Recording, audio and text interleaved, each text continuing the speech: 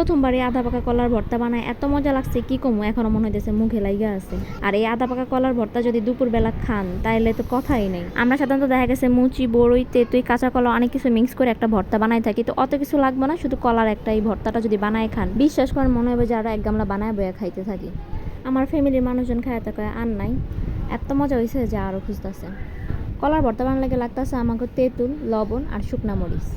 আব্বু বাজার থেকে কাঁচা কলার তরকারি খাওয়ার জন্য কাঁচা কলা আনছিল, তো সেটা খাওয়া হয় না, কয়দিন রাখার পর এরকম কালার হয়ে গেছে। আর কলাটাও আধা পাকা হয়ে গেছে। কলা কিন্তু পুরা পাকা না, সামান্য হালকা পাকা।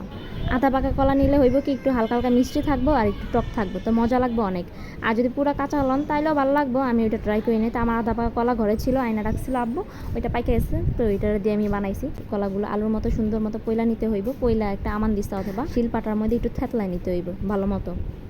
তো এই আধা পাকা কলাগুলো আমি আলুর মতো কুচি কুচি করে পয়লা নিয়ে এটা দিয়ে আমি পিস লইতেছি ভালো মতো। এক হাতে ফোন রাখা বাটনা দিয়ে কাজ করতে গিয়ে বাটনায় সরে যেতেছে, তাই পা দিয়ে ধরে নিছি।